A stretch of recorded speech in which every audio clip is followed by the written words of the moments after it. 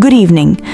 Tonight, we begin with a rather unusual and frankly disturbing exchange that took place on Mike Lindell's media outlet, Lindell TV. One of Lindell's reporters, Cara Castronova, was out on the streets recently conducting interviews when she came across a black man wearing an anti-Trump t-shirt. That sight alone seemed to shock her, as she admitted she had never personally seen a black voter openly opposing Donald Trump.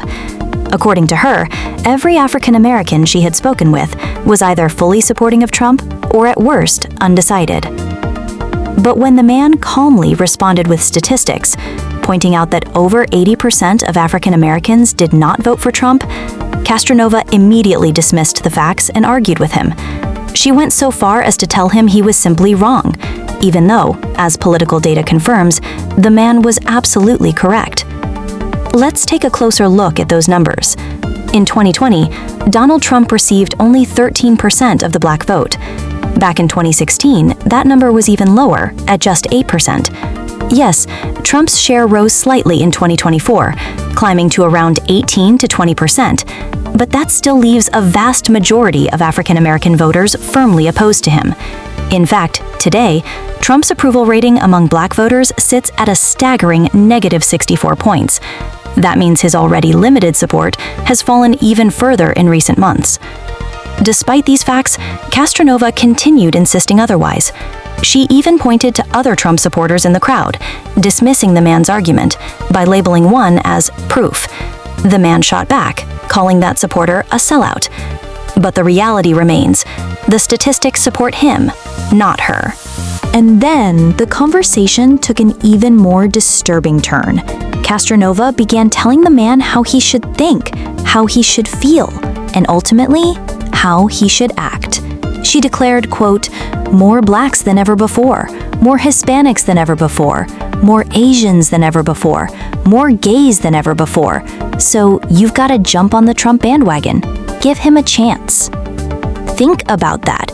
A reporter essentially ordering a black man to abandon his own perspective and get on the bandwagon. Not only is that patronizing, it's offensive. And let's not forget, the so-called bandwagon effect is never something positive. It means giving up independent thought in favor of blindly following the crowd. And that's exactly what this MAGA movement has encouraged, a culture where people stop questioning, stop thinking critically, and simply let Donald Trump do the thinking for them. But here's the truth. The American people did give Donald Trump a chance. His approval ratings were stable at first, but over time, it became painfully clear that his policies were harming both the economy and the country as a whole. He had his chance, and he blew it. So for a reporter to stand on the street and lecture someone to give him another chance is not just disingenuous, it's insulting.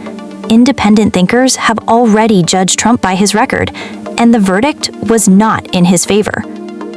This exchange, short as it may have been, revealed something much larger about today's conservative movement: a refusal to accept reality, a willingness to dismiss facts, and a disturbing push to tell people of color how they should think and vote. And in this case, that push carried more than just arrogance. It carried a tone many would describe as racially insensitive.